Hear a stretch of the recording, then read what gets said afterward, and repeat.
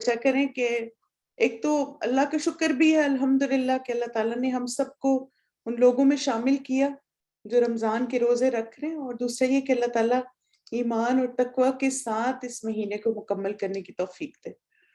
اور بات اب دیکھیں وہ یہ کہ اتنی ساری ڈسٹریکشنز ہیں نا، تو ان ساری ڈسٹریکشنز میں انسان فوکسڈ رہے اپنی عبادات پہ، اور اس بات کی فکر کرے کہ رمضان دوبارہ نہیں آئے گا۔ جیسے آپ دیکھیں کہ میں بھی کچھ چیزیں دیکھتی ہوں نا، تو ایک دم ٹیمپٹیشن ہوتی ہے، اچھا اس کے بارے میں چیک کریں کیا ہو رہا ہے، اس کے بارے میں چیک کریں کیا ہو رہا ہے۔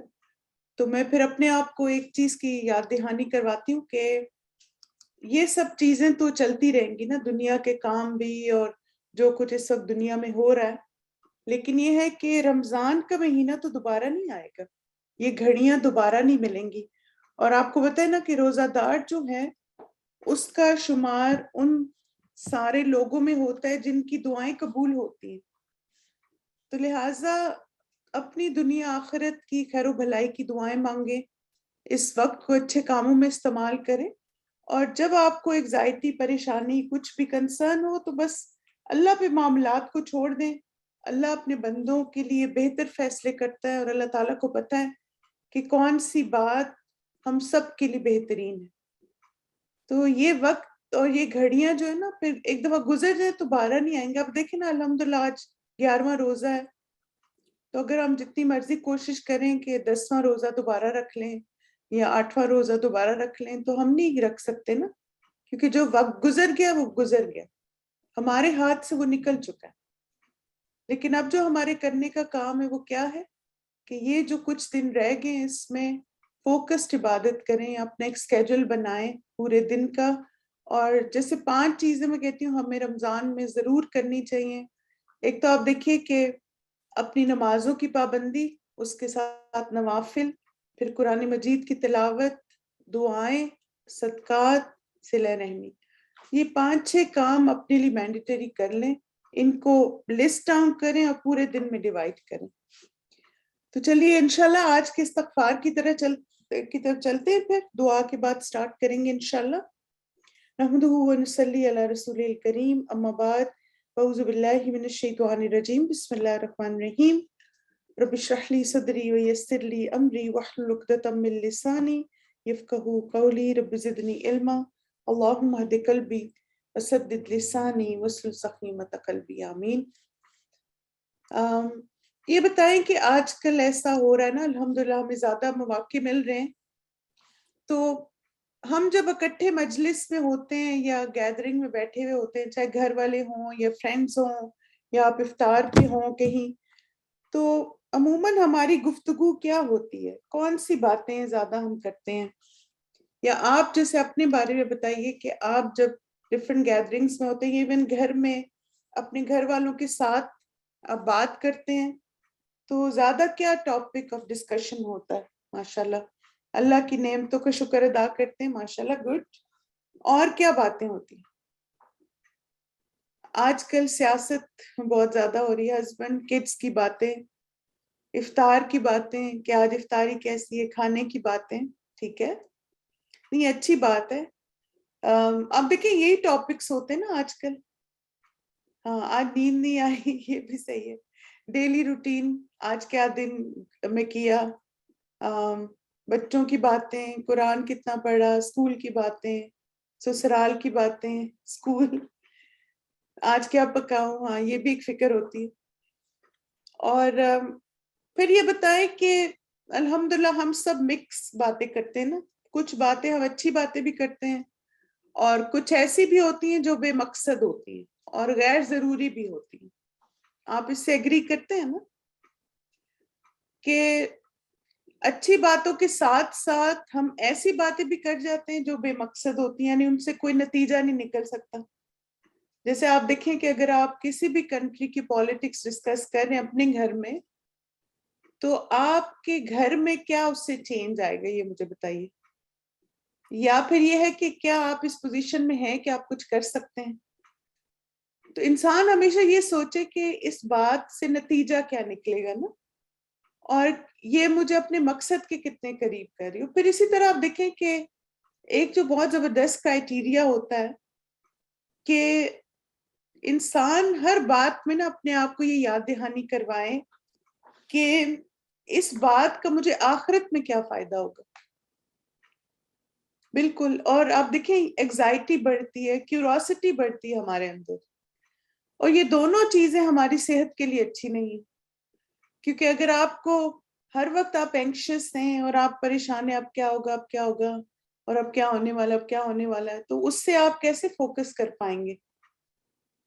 تو اس لیے آپ دیکھیے, جیسے ابھی مجھے کو بتا رہا تھا کہ ان کو اتنی زیادہ ایگزائٹی ہو رہی تھی آج کل کی جو پولیٹیکل سچویشن اس کی وجہ سے, کہ انہوں نے پھر اپنی ساری ایپس ڈیلیٹ کر دی, ٹویٹر اور انسٹاگرام اور فیس بک. تو وہ کہتی ہیں میں نے جب سے ان سب ایپس کو ڈیلیٹ کیا میری ایگزائٹی بہت کم ہو گئی. تو واقعی آپ دیکھیں کہ ایسا ہوتا ہے کہ یہ ساری مائنڈ گیم ہوتی نا. آپ دیکھیں جو نیوز میں ہر جگہ آتا ہے وہ ہمارے دماغ سے کھیل رہے ہوتے ہیں نا, ہماری سائیکالوجی سے. تب ہمیں خود فلٹر کرنا ہے. ایک تو آپ دیکھیں کہ مجھے جو چیز ہیلپ کرتی ہمیشہ وہ یہ ہے کہ اوقات مقرر کریں. ہر وقت جو ہے وہ فون پہ ایپس کو نہ چیک کریں, آپ ٹائم مقرر کریں, کوئی حرج نہیں ہے. آپ بے شک اپنے سوشل میڈیا پہ ایکٹیو رہیں, لیکن سارا دن نہیں.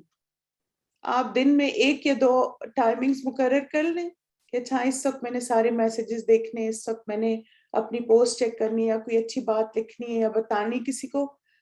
تو اس سے آپ انشاءاللہ تعالیٰ اپنے وقت کو بھی مینج کریں گے, اور اسی طرح زیادہ پروڈکٹیو بھی رہیں گے. بالکل ہر چیز میں اعتدال ضروری ہے. ایگزیکٹلی. آپ دیکھیں ہماری انرجیز کتنی کنزیوم ہو رہی ہے نا, اور پھر بات ساری یہ ہے کہ ہم کس کی کاسٹ پہ یہ سب کر رہے ہیں.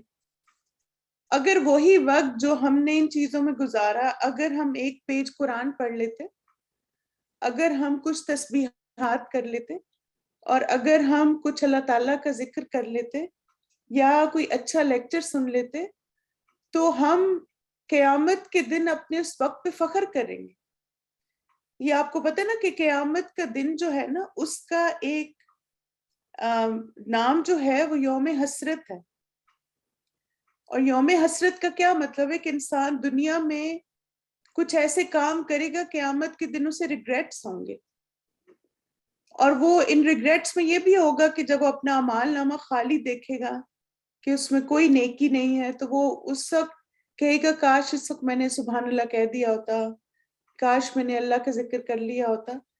تو اس لیے آپ دیکھیں کہ آپ اپنے آپ سے خود سوال کریں, کیونکہ ایک انسان ہے جو ہمیں ٹھیک کر سکتا ہے, جو ہمیں ڈائریکشن صحیح دے سکتا ہے, اور وہ ہم خود ہیں.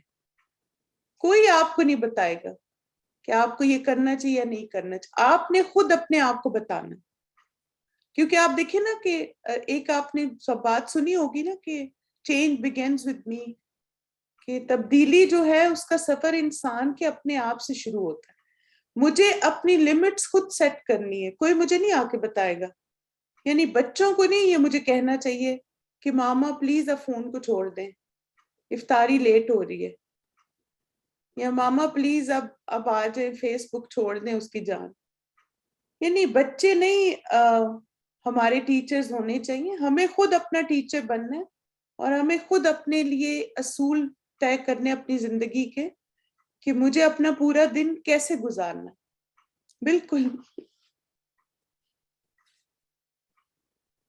اب آپ دیکھیں کہ مجالس جو ہم جن میں جائیں, یا جو گھر میں بھی ہم بیٹھیں ایک دوسرے کے ساتھ, اس سے ایمان بھی بڑھے اور علم بھی بڑھے ہمارا. قرآن مجید میں بھی مجالس کا ذکر آتا ہے, یعنی گیدرنگز جو ہوتی ہیں نا. تو اللہ سبحانہ تعالیٰ فرماتے ہیں یا ایھا الذین آمنوا اذا قیل لکم تفسحوا فی المجالس فافسحوا یفسح اللہ لکم. اے لوگوں جو ایمان لائے, جب تم سے کہا جائے اپنی مجلسوں میں کشادگی پیدا کرو تو جگہ کشادہ کر دیا کرو. یعنی اگر ہم ایک گیدرنگ میں بیٹھے ہوئے یا مسجد میں ہیں اور کوئی آیا ہے اور آپ کو لگتا ہے کہ تھوڑا سا آپ سائڈ پہ ہو جائیں تو دوسرے کو بھی جگہ مل جائے گی, تو آپ یہ کشادگی پیدا کریں. اور آپ دیکھیں کہ ہمارے اسلاف تو اس آیت پر عمل کرنے کے لیے یہ کرتے تھے کہ اگر جگہ نہیں بھی ہوتی تھی نا تو تھوڑا سا موو کرتے تھے, دوسرے شخص کو احساس دلانے کے لیے کہ ہم نے کوشش کی مگر اب جگہ نہیں بن سکی نا. تو اب آپ دیکھیں کہ بعض لوگ پھر جیسے خود بیٹھتے ہیں، پھر ایک سائڈ پہ ان کا بیگ بیٹھتا ہے، دوسری سائڈ پہ ان کی کرسی بیٹھتی ہے، یعنی 3 لوگوں کی جگہ تو ایک انسان نے لی ہوتی مسجد میں. آپ دیکھیں کہ یہ کشادگی نہیں ہے. کشادگی کیا ہے کہ آپ اپنے ایریا میں سب چیزیں رکھیں، اتنی چیزیں نہ لے کے جائیں مسجد میں کہ اس میں پھر آپ کو سنبھالنے میں مشکل ہو جائے. اور اسی طرح جب تم سے کہا جائے کہ اٹھ جاؤ تو اٹھ جایا کرو. تم میں سے جو لوگ ایمان رکھنے والے ہیں اور جن کو علم بخشا گیا، اللہ ان کو بلند درجے عطا فرمائے گا، اور جو کچھ تم کرتے ہو اللہ کو اس کی خبر ہے. یہاں پہ خاص طور پر اس آیت میں ہمارے جو سیکھنے کی بات ہے، ایک تو یہ کہ کشادگی، اور دوسرا آپ دیکھیں کہ جب تم سے کہا جائے اٹھ جاؤ، یعنی اب مجلس ختم ہو گئی ہے، اب اٹھ جائیں. آپ دیکھیں کہ بعض دفعہ تراویاں ختم ہو جاتی ہیں، لوگ بیٹھے رہتے ہیں اور ان کی باتیں نہیں ختم ہوتی. اچھا بعض دفعہ کہیں پہ لنچ ڈنر پہ افطار پہ جیسے گئے آج کل، تو پھر وہاں سے نہیں اٹھتے کہ گھر والے اپنا کام سمیٹیں اور سو جائیں. تو یہاں پہ ہمیں مجلس کا ادب سکھایا جا رہا.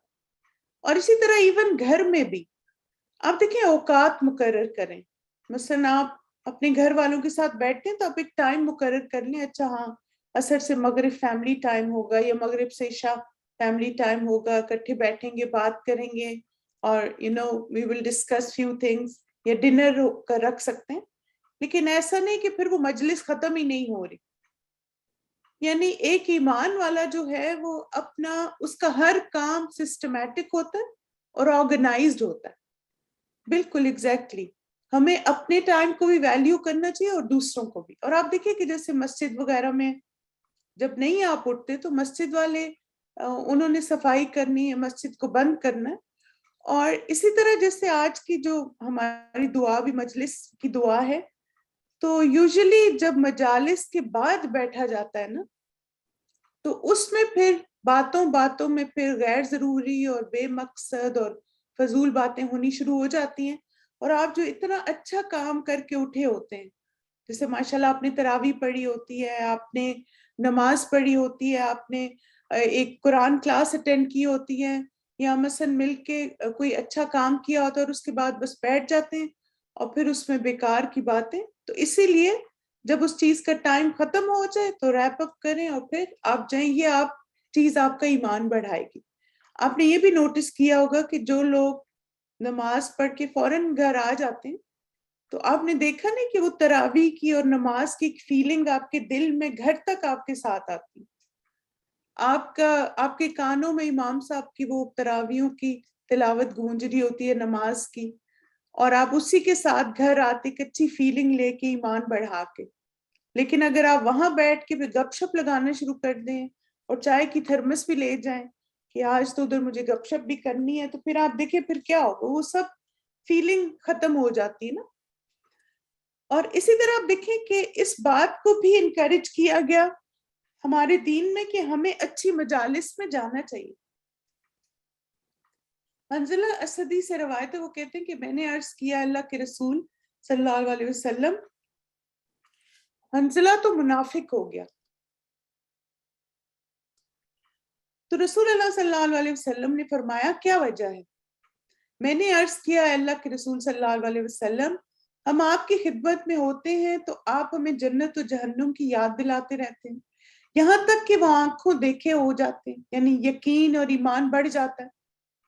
جب ہم آپ کے پاس سے چلے جاتے ہیں تو ہم اپنی بیویوں اور اولاد اور زمین کے معاملات وغیرہ میں مشغول ہو جاتے ہیں، ہو جانے کی وجہ سے بہت ساری چیزوں کو بھول جاتے ہیں. تو رسول اللہ صلی اللہ علیہ وسلم نے فرمایا اس ذات کی قسم جس کے ہاتھ میں میری جان ہے، اگر تم اسی کیفیت پر ہمیشہ رہو جس حالت میں میرے پاس ہوتے ہو، ذکر میں مشغول ہوتے ہو، تو فرشتے تمہارے بستروں پر تم سے مصافحہ کریں اور تمہارے راستوں میں بھی.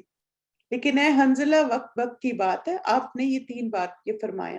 یعنی یہ جو کیفیت ہوتی ہے نا ایمان کے بڑھنے گھٹنے کی، اس سے ہر کوئی گزرتا ہے. یہاں پہ خاص طور پہ اس حدیث کو جو مینشن کرنے کا مقصد ہے وہ یہ ہے کہ صحابہ کرام نبی صلی اللہ علیہ وسلم کی مجالس میں جاتے تھے اور وہاں ان کا ایمان بڑھتا تھا. اور وہ کمپیریزن کر پاتے تھے. یعنی جب وہ ایسی مجلس میں جاتے تھے جہاں پہ جنت جہنم کی بات ہے، ایمان بڑھانے کی باتیں، تو ایمان بوسٹ اپ ہو جاتا تھا. اور پھر جب واپس آتے تھے تو ظاہر ہے وہ حالت نہیں ہوتی تھی. تو اسی لیے آپ دیکھیں ہم سب کو بھی نا ان ایمان بوسٹرز کی ضرورت ہے. اور اسی طرح جب آپ مجلس میں ہو تب آپ کیا کام کریں؟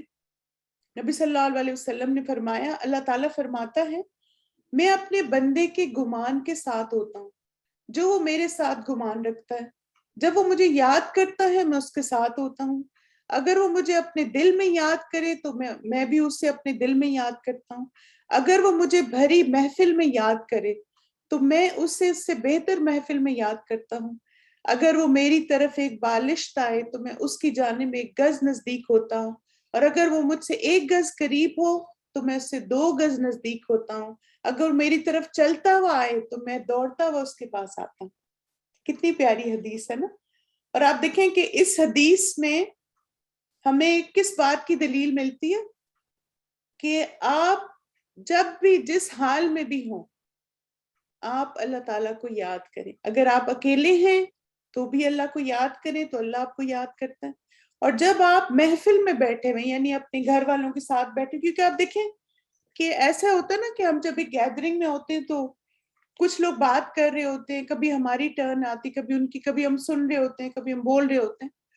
تو جب آپ خاموش ہیں تو آپ اپنی خاموشی کو غنیمت جانیں اور اللہ کا ذکر کرتے رہیں. لیکن آپ دیکھیں کہ ایک چیز جو اکثر کچھ لوگوں کو انوائے بھی کرتی ہے وہ یہ ہے کہ کچھ لوگ اس طرح گیدرنگ میں بیٹھ کے نا ہاتھ میں تسبیح پکڑ لیتے ہیں. تو وہ پھر دوسرے لوگ تھوڑا سا اس کو ان کو اچھا نہیں لگتا کہ دیکھو ہم باتیں کر رہے ہیں اور اس نے ہاتھ تسبیح اٹھائی ہوئی. تو آپ تسبیح نہ اٹھائیں، آپ انگلیوں پہ کاؤنٹنگ کر لیں. یعنی تسبیح اٹھانا ضروری نہیں ہوتا، ہم نے تو اللہ کو یاد کرنا ہے نا، تو بغیر کاؤنٹنگ کے اس کو یاد کریں. ٹھیک ہے. تو یہاں پہ اس حدیث سے یہ بھی بات پتہ چلتی ہے کہ ہمیں اپنی مجالس میں، اپنی گیدرنگز میں باقی باتوں کے ساتھ اپنے رب کا ذکر بھی کرنا چاہیے. پھر آپ دیکھیں کہ ابن عباس جو ہیں وہ کہتے ہیں کہ اچھی مجالس کا انتخاب کرو. انہوں نے کہا کہ آپ خواہشات کی پیروی کرنے والوں کی مجلس میں نہ بیٹھیں کیونکہ ان کی مجلسیں دل کو بیمار کر دیتی ہیں. یعنی آپ دیکھیں کہ اگر آپ ایسی مجالس میں بیٹھتے تھے، ایسے لوگوں کے ساتھ بیٹھتے جو کہ صرف دنیا کی باتیں کریں، جو صرف ایسی چیزیں کریں جس سے آپ آخرت کو بھول جائیں، نماز کا وقت بھی آپ کو یاد نہ رہے، بس صرف شاپنگ کی باتیں، کھانوں کی باتیں، ان چیزوں کی باتیں، تو پھر کیا ہوتا ہے کہ دل بیمار ہو جاتا ہے. یعنی آپ کا ایمان کا لیول لو ہو جاتا ہے. پھر وہ جو غلطیاں کر رہے ہوتے، برائیاں کر رہے ہوتے، وہ آپ کے لیے بھی کرنی آسان ہو جاتی. جیسے آپ دیکھیں مثلاً کہ مجلس سے کیا آپ کو بات سمجھ، مجلس سے کیسے دل کو بیمار کر دیتی. جیسے آپ دیکھیں کہ مثلاً آپ کسی ایسی جگہ پہ چلے گئے جہاں پہ لوگ صرف دوسروں کی برائیاں کر رہے ہیں. جیسے ایک دن میں نے آپ کو مثال بھی دی تھی نا کہ مثلاً آپ ایک جگہ جاتے ہیں وہاں پہ اور آپ گھر میں بہت پریشان ہیں، آپ کے ہسبینڈ سے بڑی سیریس لڑائی ہوئی ہے اور آپ اس اپسیٹ مائنڈ کے ساتھ اب گئے ایک جگہ اور وہاں پہ آپ گئے ہیں اور سب لوگ نا باتیں کر رہے ہیں کہ میں نے قرآن کلاس جوائن کر لی ہے اور پتہ اتنی اچھی وہ کلاس ہے. پھر کوئی بتاتا ہے کہ میں نے نا آج اتنے جز پڑھ لیے الحمدللہ. کوئی آپ کو بتاتا ہے وہ تراوی میں گئے تو امام صاحب نے خاطرہ میں اتنی اچھی بات کی، اتنا زبردست ریمائنڈر تھا. اب آپ دیکھیں جب آپ اس جگہ پر گئے ہیں تو کیا آپ کا دل کرے گا کہ اب آپ سب کو بتائیں کہ آپ کے ہسبینڈ کے ساتھ آپ کی آج کچھ مس انڈرسٹینڈنگ ہو گئی ہے اور آپ کتنے اپسیٹ ہیں؟ نہیں نا. اچھا اب ایک دوسری مجلس ہے، وہاں آپ جاتے ہیں، ادھر آپ جا کے بیٹھتے ہیں، اب لوگ کیا باتیں کر رہے ہیں، میری ساس ایسی ہیں اور ان کو کوئی احساس نہیں میرا، ان کی اپنی بھی بیٹی ہے اور میرے ہسبینڈ جو ہیں وہ آتے ہیں تو سیدھا جا کے ٹی وی آن کر کے نیوز لگا کے بیٹھ جاتے ہیں اور بچوں کو میرا احساس نہیں، ان کی اپنی اپنی پڑھائیاں، میں سارا دن ایسے ایسے. تو اب آپ دیکھیں کہ اب جب آپ جائیں گے تو پھر آپ کا دل کیا کرے گا نا. یس کہ اب آپ بھی ان کو بتائیں کہ آپ کے ہسبینڈ نے بھی یہ کیا اور آپ کی ساس نے بھی یہ کیا اور آپ کے بچوں نے بھی یہ کیا. تو یہاں پر جو ایسی مجالس ہوتی ہیں جہاں پہ آپ کے لیے جھوٹ بولنا، غیبت کرنا، بہتان لگانا، بدگمانیاں، حسد، یہ چیزیں آسان ہو جائے، یہ دل کو بیمار کرنے والی مجلس ہیں. تو ایسی مجالس میں جانا اوائڈ کرنا چاہیے. اچھا انفلوئنس بنے آپ دوسروں پہ. ٹھیک ہے. تو آج کی جو دعا ہے یہ مجلس کے کفارے کی دعا ہے. اچھا، مجلس کا کفارہ کیا ہوتا ہے؟ انشاءاللہ اس کو بھی ہم آج سیکھیں گے کہ اس کا کیا مطلب ہے. اور یہ ہمارا آج کا استغفار ہے. سبحانک اللہم و بحمدک اشہد ان لا الہ الا انت استغفرک و اتوب الیک. پاک ہے تو اے اللہ اپنی تعریف کے ساتھ. میں گواہی دیتا ہوں کہ تیرے سوا کوئی معبود برحق نہیں. میں تجھی سے مغفرت طلب کرتا ہوں اور تیری طرف رجوع کرتا ہوں. Glory be to you, O Allah, and all praise be to you. I bear witness that there is no true deity except you. I seek your forgiveness and turn in repentance to you. اب آپ دیکھیں کہ اس کے بارے میں 3 احادیث ہیں. یعنی مجھے بڑا مزہ آیا آج کے اتنی زبردست دعا ہے کہ 3 احادیث اس کے بارے میں آئی ہیں. ابو برزہ اسلمی رضی اللہ عنہ کہتے ہیں کہ رسول اللہ صلی اللہ علیہ وسلم جب مجلس سے اٹھنے کا ارادہ کرتے تو آخر میں فرماتے، یعنی جب اٹھ جاتے تو فرماتے سبحانک اللہم و بحمدک اشہد ان لا الہ الا انت استغفرک و اتوب الیک. تو ایک شخص نے عرض کیا اللہ کے رسول صلی اللہ علیہ وسلم، آپ اب ایک ایسا کلمہ کہتے جو پہلے نہیں کہا کرتے تھے، یعنی یہ والی دعا. آپ نے فرمایا یہ کفارہ ہے ان لغزشوں کا جو مجلس میں ہو جاتی. یعنی اس دعا کو پڑھنے کا فائدہ کیا ہوگا ہمیں کہ اگر مجلس میں ہم نے اچھی باتیں کی اور ساتھ ہی ہم نے کوئی بے مقصد باتیں بھی کر دی، کوئی غیر ضروری باتیں بھی کر دی، تو انشاءاللہ تعالیٰ اس دعا کا پڑھنا آپ کے جیسے ایک طرح سے اس مجلس کی جو کمی کوتاہی ہے نا اس کو اللہ سبحانہ تعالیٰ معاف کر دیں گے. اور اسی طرح آپ دیکھیں کہ بس کچھ تھوڑے سے الفاظ مختلف ہیں. عائشہ رضی اللہ عنہ سے روایت ہے کہ رسول اللہ صلی اللہ علیہ وسلم جب کسی مجلس میں بیٹھتے یا نماز پڑھتے تو کچھ کلمات پڑھتے. تو عائشہ رضی اللہ عنہ نے آپ سے ان کلمات کے بارے میں پوچھا تو آپ صلی اللہ علیہ وسلم نے فرمایا اگر کسی شخص نے اس مجلس میں اچھی باتیں کی ہوں گی تو یہ کلمات قیامت تک کے لیے ان باتوں کے لیے مہر بن جائیں. یعنی آپ جب یہ کہیں گے نا تو آپ سٹیمپ کر دیں گے سب اچھی باتوں کو. اور اگر اس نے اور قسم کی غلط یا فضول باتیں کی ہوں گی تو یہ اس کے لیے کفارہ بن جائیں گے. زبردست بات ہے نا. سبحانک اللہم و بحمدک استغفرک و اتوب الیک. اور پھر آپ دیکھیں کہ وضو کے بعد بھی پڑھی جانے والی دعاؤں میں سے ایک دعا ہے. ابو سعید خدری رضی اللہ عنہ سے روایت ہے، وہ کہتے ہیں کہ رسول اللہ صلی اللہ علیہ وسلم نے فرمایا جس نے وضو کیا پھر کہا سبحانک اللہم و بحمدک اشہد ان لا الہ الا انت استغفرک و اتوب الیک. اے اللہ تو پاک ہے اور تیرے ہی لیے حمد ہے. میں گواہی دیتا ہوں کہ تیرے سوا کوئی الہ نہیں. میں تجھ سے مغفرت مانگتا ہوں اور تیری طرف توبہ کرتا ہوں. یہ اس کے لیے ایک ورق پر لکھ دیا جاتا ہے، پھر مہر لگا دی جاتی ہے. یعنی آپ دیکھیں کہ سیل ہو جاتا ہے یہ جو قیامت کے دن تک نہیں توڑی جائے گی. کتنی پیاری دعا ہے نا. یعنی آپ دیکھیں کہ ایک تو آپ کی باتوں کا کفارہ ہو گیا، آپ نے مجلس میں اینڈ میں یہ دعا پڑھ لی، اور جب آپ وضو کے بعد پڑھیں گے تو پھر کیا ہوتا ہے کہ ایک پیپر پہ لکھ کے اس کو کلوز کر کے رکھ دیا جاتا ہے اور انشاءاللہ قیامت کے دن آپ کو اجر ملے گا اس کا. اور یہ مجلس اور وضو کے بعد کی مسنون دعا ہے. اور آپ دیکھیں کہ اس دعا میں خاص طور پر ہم اللہ سبحانہ تعالیٰ سے اپنے ان گناہوں کی معافی مانگ رہے ہیں کہ اگر ہم نے مجلس میں کوئی بھی غیر ضروری بے مقصد بات بھی کر دی، کوئی ہنسی مذاق کر دیا، کچھ ایسی بات کہہ دی، تو پھر اللہ سبحانہ تعالیٰ اس کو معاف کر دے. آپ نے یہ سوال پوچھا کہ کیا اگر پالیٹکس پہ بات کریں تو وہ بھی غیبت ہے؟ آپ دیکھیں بالکل غیبت ہے، کیونکہ کوئی بھی انسان جس کی آپ برائی کریں کیونکہ اصل میں غیبت کیا ہوتی؟ غیبت یہ ہوتی ہے کہ آپ برے انسان کو اس کی برائی کو ہائی لائٹ کر دیں. اگر اس میں وہ برائی نہ ہو تو وہ تو بہتان ہو گیا نا پھر. یعنی ایک شخص برا ہے اور آپ اس کی برائی ڈسکس کر رہے ہیں تو آپ غیبت کر رہے ہیں، غیبت کا گناہ. تو اس سے اپنے آپ کو بچائیں، اپنے اعمال نامے کو بچائیں. اب دیکھیں جو جیسا ہے نا، اللہ تعالیٰ ہے ان کا فیصلہ کرنے کے لیے اور اللہ تعالیٰ ہے حساب لینے کے لیے. ہمیں نہیں کہا گیا کہ ہم لوگوں کے حساب کتاب لیتے رہیں اور ان کی برائیاں کریں. مجھے یاد ہے کہ آپ نے سوال پوچھا، کسی اسکالر سے بھی کسی نے پوچھا تھا کہ اگر میں اپنے پریزیڈنٹ کی کوئی برائی لوگوں کو بتاؤں تو کیا یہ غیبت ہے؟ تو انہوں نے کہا بالکل یہ غیبت ہے. اگر پریزیڈنٹ میں وہ برائی ہے اور آپ وہ برائی لوگوں کو بتا رہے ہیں تو وہ غیبت ہے، اور اگر نہیں ہے تو وہ بہتان. تو آپ دیکھیں کتنا زیادہ ہمیں کیئرفل ہونے کی ضرورت ہے نا. اور پھر یہ کہ جیسے مثلا ہم ساری چیزیں بھول جاتے ہیں، ایون اگر آپ زبان سے غیبت کریں تو بھی غیبت ہے، اور اگر آپ لکھ کے کرتے ہیں تو بھی غیبت ہے. اللہ سبحانہ تعالیٰ ہم سب کو معاف کریں، آمین.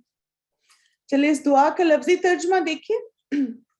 سبحانکا، پاک ہے تو، استغفار ہے اور آئندہ نہ کریں، بس اب چھوڑ دیں. اب جو ہو گیا ہے نا، اللہ تعالیٰ ہمیں معاف کر دے. اب اس دعا کو بہت زیادہ مانگے، اور باقی استغفار الحمدللہ اپنے 11 استغفار سیکھ لیے. کثرت سے استغفار کریں اللہ تعالیٰ سے، اور دعا مانگیں کہ یا اللہ جو میں نے کیا میں آئندہ نہیں ایسے کروں گی. عہد کر لیں کہ نہیں دہرائیں گے آپ، ٹھیک ہے.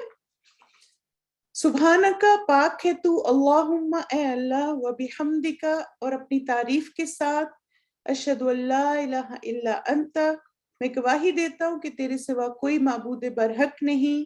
استغفرکا میں تجھی سے مغفرت طلب کرتا ہوں، واتوب الیک اور تیری طرف رجوع کرتا ہوں. اب دیکھیں کہ یہ دعا میں نا سارے الفاظ ایسے ہیں جو آپ کو آلریڈی آتے ہوں گے، ہے نا. سبحانک اللہم و بحمدکا، یہ کب پڑھتے ہیں آپ؟ سوچیں ذرا، جلدی سے بتائیں مجھے. سبحانک اللہم و بحمدکا و تبارک اسمکا، یاد ہے نا نماز میں، ٹھیک ہے. تو آپ دیکھیں کہ پہلے 3 الفاظ تو وہ والے ہو گئے، سبحانک اللہم و بحمدکا، ٹھیک. پھر آپ دیکھیں یہ کون سا ہے؟ اشہد ان لا الہ الا انت، یہ جو ہم شہادتین میں پڑھتے، ٹھیک ہے، یہ بھی آتا ہے آپ کو ماشاءاللہ. اور پھر استغفرک، یہ بہت ساری دعاؤں میں ہم نے یاد کیا، واتوب الیک بھی. تو اس طرح آپ سیٹس میں یاد کریں گے تو آپ کو جلدی سے یاد ہو جائے گی انشاءاللہ. چلیے انشاءاللہ اب ایسے کرتے ہیں کہ اس دعا کی ریسائٹیشن سنتے ہیں اپنے شیخ سے. آپ ساتھ ساتھ دہرائیے اور مانگیے بھی انشاءاللہ. جی سسٹر صباحت، ان کو وہ ٹیلی گرام چینل کا لنک دے دیں انشاءاللہ. اس پہ آپ کو ساری پچھلی ریکارڈنگز مل جائیں گی اور آج کی کلاس کی بھی مل جائے گی انشاءاللہ. چلیں بسم اللہ. سبحانك اللهم وبحمدك أشهد أن لا إله إلا أنت أستغفرك وأتوب إليك. سبحانك اللهم وبحمدك أشهد أن لا إله إلا أنت أستغفرك وأتوب إليك. سبحانك اللهم وبحمدك أشهد أن لا إله إلا أنت أستغفرك وأتوب إليك. چلیں الحمدللہ. ایک دفعہ پڑھیں اس دعا کو سب. سبحانک اللہم و بحمدک اشہد ان لا الہ الا انت استغفرک و اتوب الیک. اور اس طرح آپ دیکھیں کہ چھوٹے چھوٹے سیٹس بنا کے بھی آپ اس کو یاد کر سکتے ہیں. جیسے میں نے آپ کو بتایا کہ یہ تو ہم نماز میں پڑھتے ہیں نا، سبحانک اللہم و بحمدک، ٹھیک. اور پھر اشہد ان لا الہ الا انت، یہ بھی ہمیں آتا ہے. اور پھر آپ نے بس یہ 2 یاد کرنے، یہ بھی آتے ہوں گے، دوسری دعاؤں میں آپ نے یاد کیا ہوا ہے. تو انشاءاللہ مائی ڈیئر اسٹوڈنٹس، آپ کا ہوم ورک یہ ہے کہ اب آپ نے اپنے ہر مجلس کے اینڈ میں اس دعا کو مانگنا، تاکہ کیونکہ ہماری اکثر مجالس میں ایسا ہوتا ہے، چاہے ہم گھر میں بیٹھے ہوئے چاہے باہر، کہ ہم سے کچھ نہ کچھ غیر ضروری بات منہ سے نکل جاتی ہے. تو اللہ سبحانہ تعالیٰ ہمارے لیے وہ مجالس جو ہیں قیامت کے دن فخر کا باعث ہوں، حسرت کا نہ ہو انشاءاللہ. اور آپ میں سے کچھ لوگ پوچھ رہے تھے ریکارڈنگز کا، تو آپ دیکھیں ہمارا ٹیلی گرام چینل ہے رمضان ود دعاز، یہ بھی سسٹر صباحت نے آپ کو اس کا لنک بھی دے دیا، اس کو بھی آپ کلک کر سکتے ہیں. اگر آپ کی کنٹری میں ٹیلی گرام نہیں چلتا تو ہمارا یوٹیوب کا چینل ہے، اس کو بھی آپ جوائن کر سکتے ہیں. اس میں ایوری ڈے اس کی ریکارڈنگز ہم اپلوڈ کر دیتے ہیں youtube.com/RCNA2004. اور آپ ہمارا فیس بک پیج بھی جوائن کر سکتے ہیں، الحمدللہ اس پر بھی ریکارڈنگز اس کی اویلیبل ہیں. ٹھیک ہے جی ہاں بالکل. اگر فون پہ بات ہو کوئی بھی، آپ دیکھیں اصل میں تو باتوں کا کفارہ ہے نا یہ، تو آپ فون پہ بات کریں اور آپ کو لگے کہ ایسا ہوا ہے. میں تو الحمدللہ اکثر ایسے کرتی ہوں کہ اگر فون پہ بات کروں اور مجھے لگا کہ اتنی لمبی بات ہو گئی، آدھے گھنٹہ پتہ نہیں بیچ میں کچھ ایسی بات نہ کر دی ہو، تو فون بند کر کے ہمیشہ میں یہ دعا مانگتی ہوں. تو آپ بھی مانگ سکتے ہیں. ٹھیک ہے چلیے انشاءاللہ کنکلوڈ کرتے ہیں اپنے سیشن کو. سبحانک اللہم و بحمدک، اشہد ان لا الہ الا انت، استغفرک و اتوب الیک. السلام علیکم ورحمۃ اللہ وبرکاتہ.